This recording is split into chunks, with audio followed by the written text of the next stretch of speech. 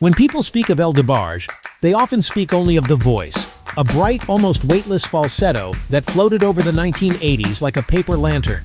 They reference the hits, All This Love, Time Will Reveal, Who's Johnny? They talk about his style, his smile, his famous family. But what they miss, what most documentaries miss, is that Debarge is not just a singer. He is a living contradiction, a man whose music is pure light, but whose life has been a relentless battle against the dark. Born on June 4, 1961, in Detroit, Michigan, grew up in a household that was both full of music and full of pain. His father, Robert Debarge, was reportedly abusive, and the scars of that environment would shape L's spirit permanently. Many artists sing to celebrate joy. L sang as an act of survival. His early exposure to gospel and soul music became both a refuge and a weapon, a way to carve beauty out of daily turmoil. Unlike many musical prodigies who hone their craft under encouragement, L developed in silence. He was shy, almost invisible compared to his older siblings.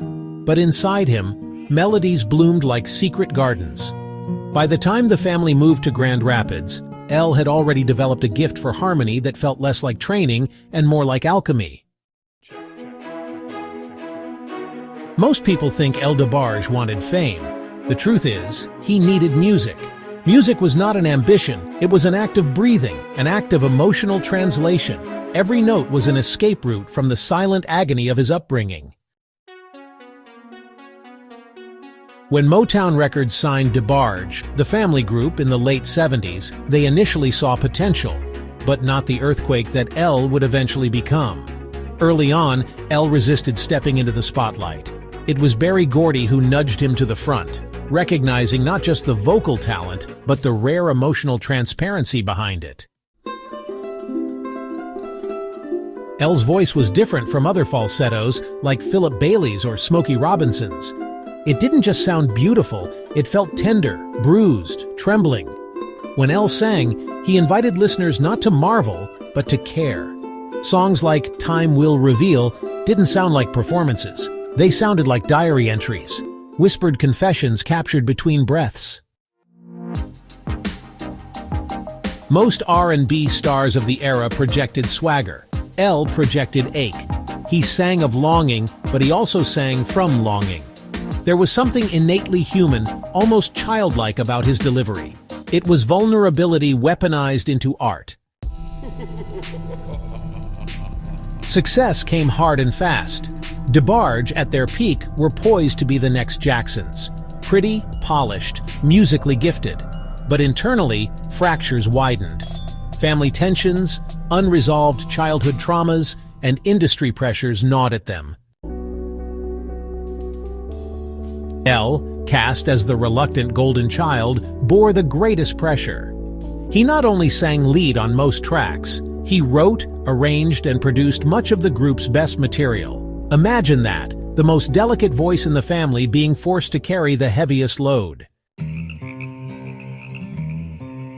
The Debarge name became synonymous with elegance and heartbreak, but it was L's voice that sealed that identity. Hits like I Like It and All This Love became wedding standards, lullabies for lovers. Yet behind each romantic lyric was a man increasingly isolated by the weight of expectation. By 1986, L went solo, a move that was less about ambition and more about necessity. He needed air. He needed room to feel again. His debut solo album, Debarge, wasn't just another project. It was a controlled explosion of pent-up emotion. Songs like Someone and Love always shimmered with a bittersweet quality, the sound of a man who understood that love and loss were never far apart. But behind the scenes, L was crumbling. Substance abuse, initially introduced as a coping mechanism, became a shadow companion. His addiction wasn't fueled by fame, as many assume. It was fueled by pain. For someone who had spent his entire life making beauty out of hurt, drugs offered a temporary way to silence the storm inside. By the 1990s, Debarge had largely faded from the public eye. popping up only in cameos, collaborations, and tabloid headlines. Yet what's rarely explored in documentaries is this: El didn't disappear because he stopped caring about music. He disappeared because the world kept asking him to give more than what he could give. He was arrested multiple times for drug possession. He missed opportunities. His voice was still there, but the industry had little patience for fragility. In a culture that rewards relentless productivity, El's very humanity became a liability. In 2010, after multiple arrests and rehab stints, El returned with Second Chance, a stunning album that wasn't just a comeback, it was a testimony. His voice, astonishingly, had not dulled.